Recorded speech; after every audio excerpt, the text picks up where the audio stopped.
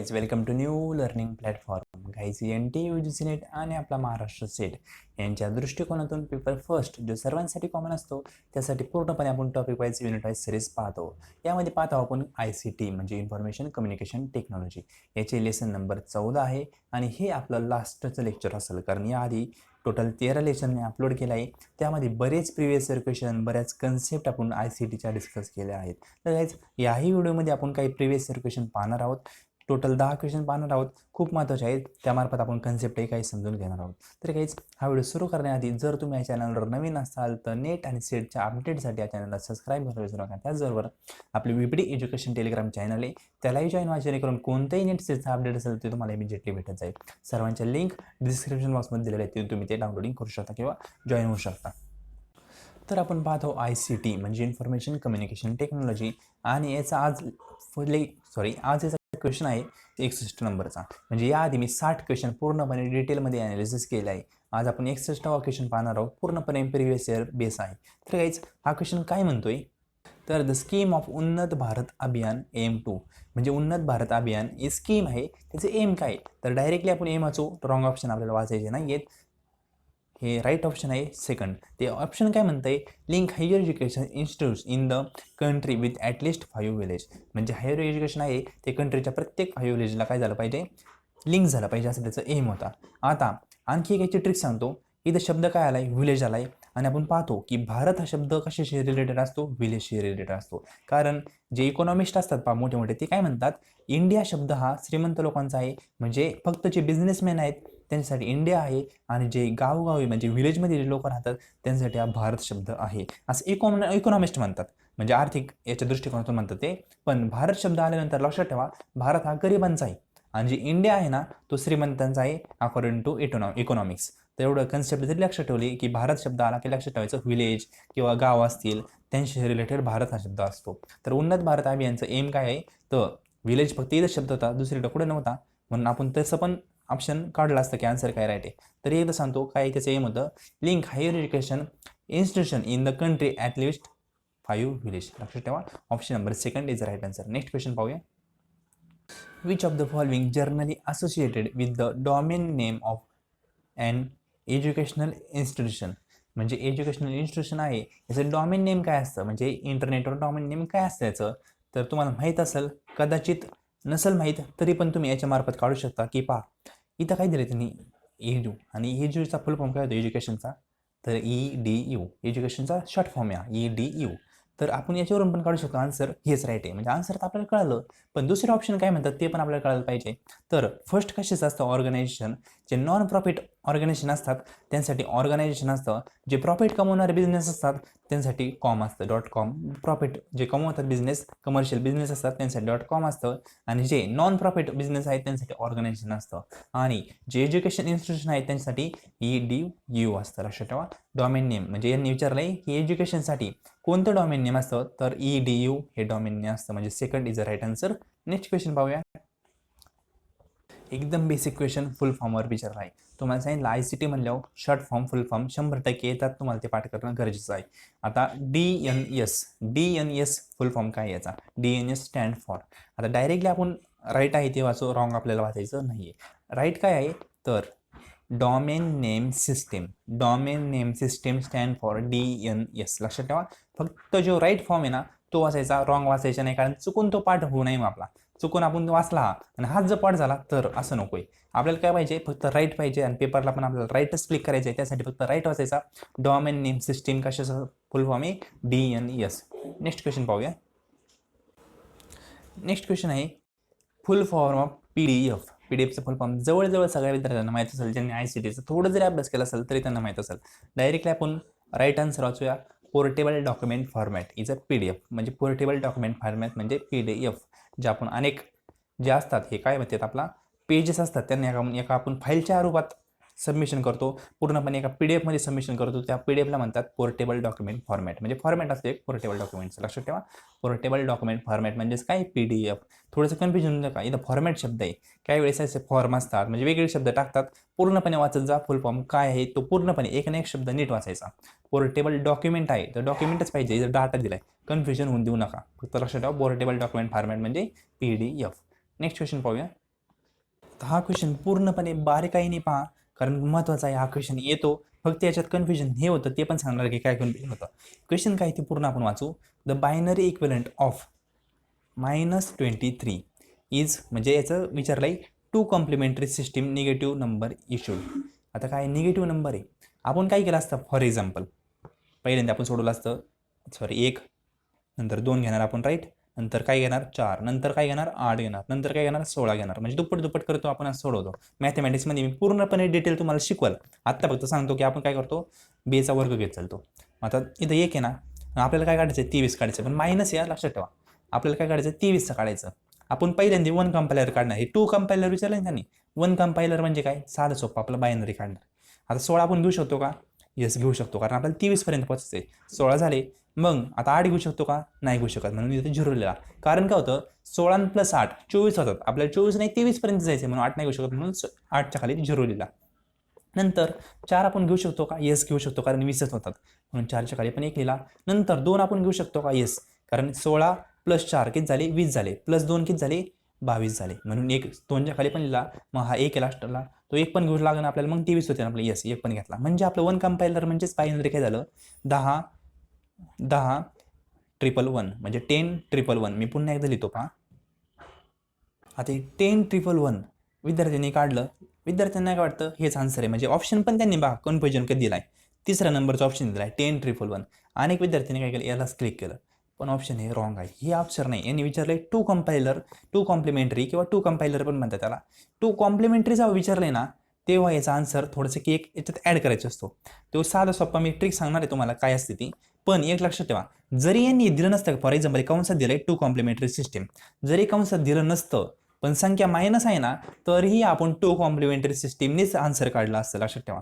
पुन्हा एकदा वाक्य रिपीट करतो. फॉर एक्झाम्पल इथं वाक्य इथं संपलंय, क्वेश्चन याच्या पुढे काहीच नाही, 23 पर्यंत संपलंय की the binary equivalent number -223 is, एवढंच वाक्य आहे. तरी आपण काय केलं असतं, हे आन्सर गृहीत धरलं नसतं, कारण त्यांनी मायनस दिलाय. मायनस जेव्हा असतं तेव्हा आपल्याला टू कॉम्प्लिमेंटरी सिस्टीमनेच आन्सर काढावं लागतं.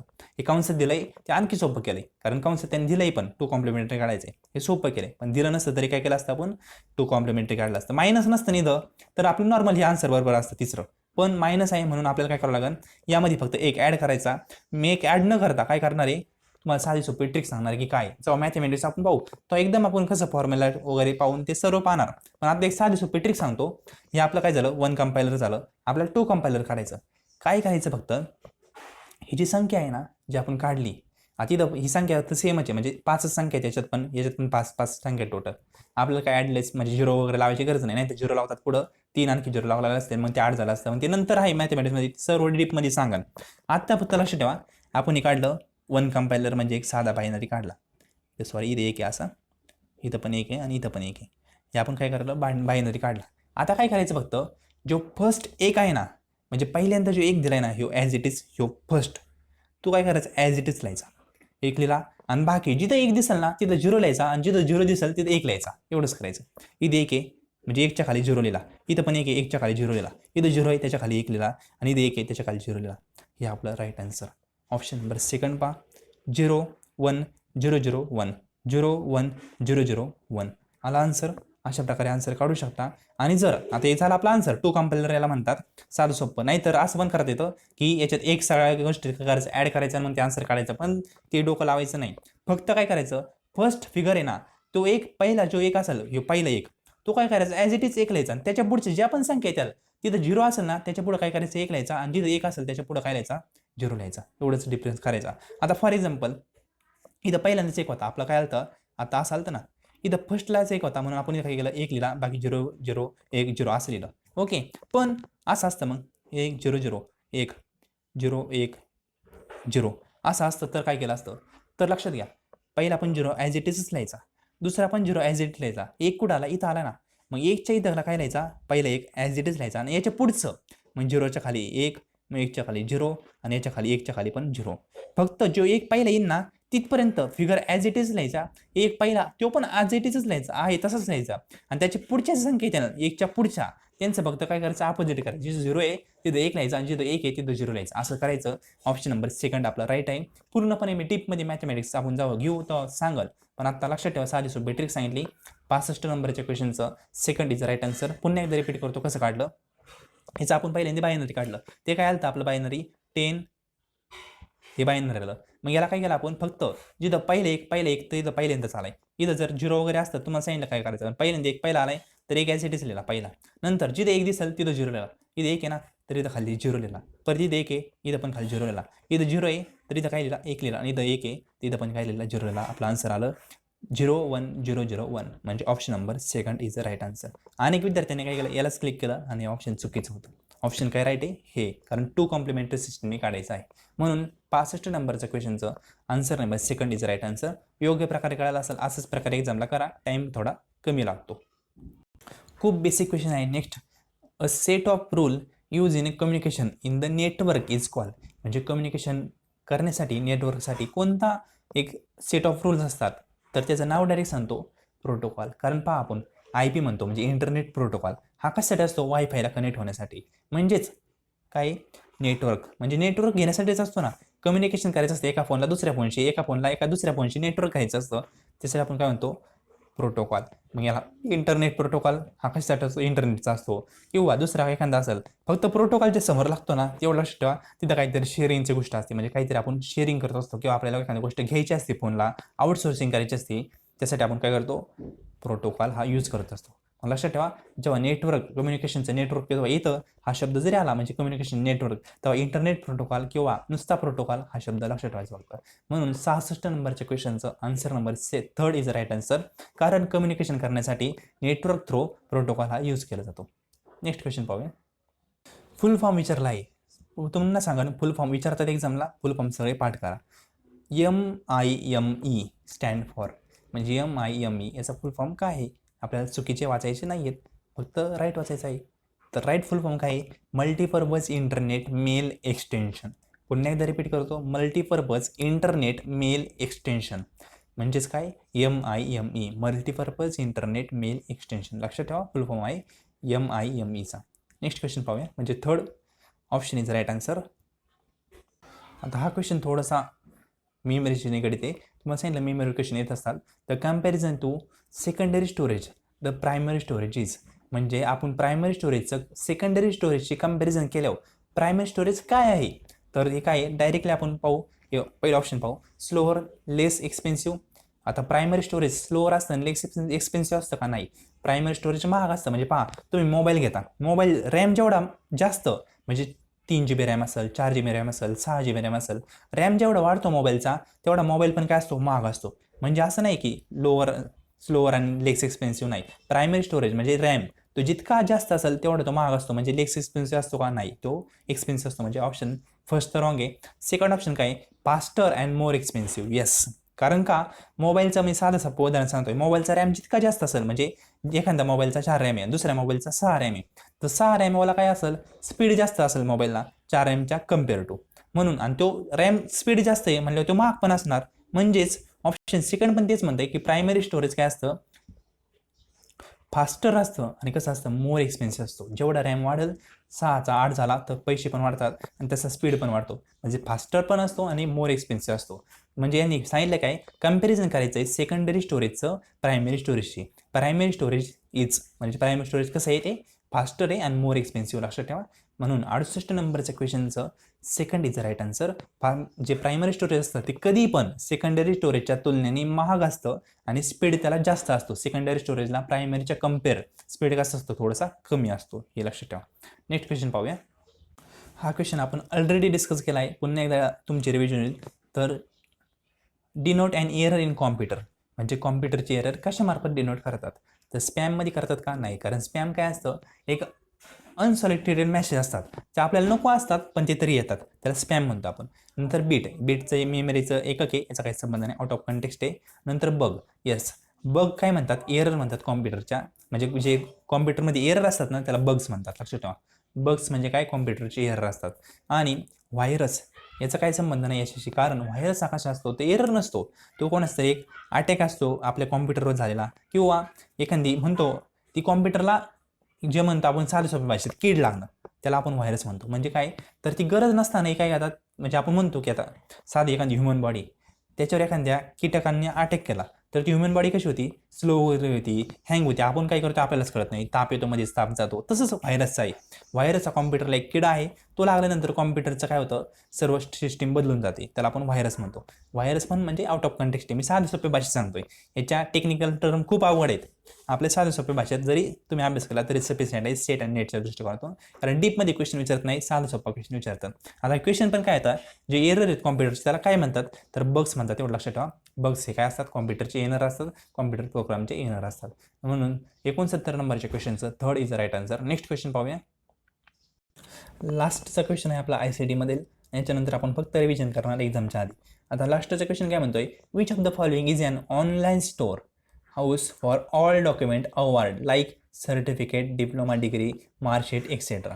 म्हणजे असं कोणतं ऑनलाईन स्टोअर आहे जिथं आपण सर्व आपले डॉक्युमेंट आहेत ते ऑनलाईन स्टोअर करू शकतो. कोणते सर्टिफिकेट असेल डिप्लोमाचं किंवा डिग्रीचं किंवा मार्कशीट असेल, कोणते सर्टिफिकेट फॉर एक्झाम्पल आपण काय करू शकतो, स्टोअर करू शकतो. असं कोणतं ऑनलाईन एक स्टोअर आहे. तर स्वयं हे ऑनलाईन स्टोअर आहे का, नाही. हा स्वयं हा प्लॅटफॉर्म आहे ऑनलाईन शिकण्यासाठी. याचा फुल फॉर्म पाठ करून ठेवा बरं का. स्वयंचा मी सांगितलेलं आहे बऱ्याच वेळा. Study web active learning for young aspiration mind असं काहीतरी आहे, पण आहे असं study web active learning for young aspiration mind असंच आहे माझं पाठ आहे. नंतर नॅशनल डिजिटल लायब्ररी, हे काय लायब्ररी आहे. शब्द काय लायब्ररी, लायब्ररीत काय आपण स्टोअर करतो का, म्हणजे आपल्याला काय स्टोअर करता येतं का, नाही. जे ऑलरेडी कोणीतरी स्टोअर केलं आहे ते फक्त आपण वाचू शकतो इथं, म्हणजे इथं आपल्याला साठा भेटतो आणि गोष्टींचा स्टोरेजिंगसाठी नाही, म्हणून हे पण नाही. नंतर थर्ड ऑप्शन काय, नॅशनल अकॅडमिक लायब्ररी, शब्द काय आला लायब्ररी, म्हणून हे पण नाही. नंतर नॅशनल अकॅडमिक डिपॉझिटरी, शब्द काय आला डिपॉझिटरी, इथं आपण डिपॉझिट करू शकतो. काय करू शकतो, जे पण आपले सर्टिफिकेट असतील सर्व एज्युकेशनलचे, डिप्लोमाचं असेल, डिग्रीचं असेल, कोणतंही PGचं कोणतंही सर्टिफिकेट तुम्ही काय करू शकता, इथं ऑनलाईन स्टोअर करू शकता. आणि जर तुम्ही कुठे इंटरव्ह्यूला गेले तर त्यांना आपला लॉग इन करून तुम्ही ऑनलाईन स्टोअर केलेले सर्व सर्टिफिकेट दाखवू शकता. कारण काय होतं, आता सर्व आधी कसं तुम्ही इंटरव्ह्यूला गेले तर तुम्ही फाईल घेऊन जायची तुमच्या डॉक्युमेंटची, आता ती न घेऊन जाता तुम्ही याच्यावरची सर्व सर्टिफिकेट ती काय करतात, व्हेरीफाय करतात, कोणतं सर्टिफिकेट ओरिजिनल आहे कोणतं डुप्लिकेट आहे, ते सर्व गोष्टी इथं व्हेरीफाय होत असतात. म्हणून सर्व विद्यार्थी आपले ऑनलाईन स्टोअर करू शकतात डॉक्युमेंट. कुठे, नॅशनल अकॅडमिक डिपॉझिटरीवर. म्हणून 70 नंबरच्या क्वेश्चनचं 4 हे राईट आन्सर आहे. आता आपले क्वेश्चन आहे सिरीजचे टोटल 70 कंप्लीट आहे. 70 क्वेश्चन प्लस कन्सेप्ट आपण कम्प्लीट केले आहे. पेपरच्या दृष्टिकोनातून सफिशियंट आहे असं मी म्हणत नाही, कारण आपण सगळं नाही पण 80% तरी ICT कव्हर केलं आहे. 100% आपलं कव्हर कोणाचंच होणार नाही, कारण किती अभ्यास केला, कॉम्पिटेटिव्ह एक्झाम आहे, कुठूनही क्वेश्चन येऊ शकतो. पण तुम्हाला सांगितल्याप्रमाणे एकदा पुन्हा रिपीट करतो की कॉम्प्युटरची मेमरी आहे ना, म्हणजे टोटल मेमरी, त्याबद्दल अभ्यास करून जा. नंतर कॉम्प्युटरची मेमरी, नंतर कॉम्प्युटरची जनरेशन, ते मी खालच्या लेक्चरमध्ये डिस्कस केलं तर जनरेशन, त्यानंतर कॉम्प्युटरचे शॉर्ट फॉर्म, फुल फॉर्म, हे 3 क्वेश्चन तर तुम्हाला डेफिनेटली येणार. नंतर राहतात 2 क्वेश्चन, एक क्वेश्चन तर आउट ऑफ कंटेक्स्ट येणार, तो कुठून आला हे तुम्हाला कळणार नाही. आणि राहतो कोणता आणखी एक क्वेश्चन, तो एक क्वेश्चन आपल्या सिलेबसमधून येऊ शकतो. त्यासाठी आपल्याला पूर्णपणे 70 मागच्या वर्षी MCQs जे कन्सेप्ट ते अभ्यास करणं महत्त्वाचं आहे. तर काहीच हा व्हिडिओ कसा वाटला कमेंट बॉक्समध्ये कमेंट करा. कोणी नेट सेटचा अभ्यास करत असेल त्यांच्याशी शेअर करा, जेणेकरून त्यांना यायचा ॲडव्हान्टेज घेता येईल. व्हिडिओ पाहिल्याबद्दल थँक्यू.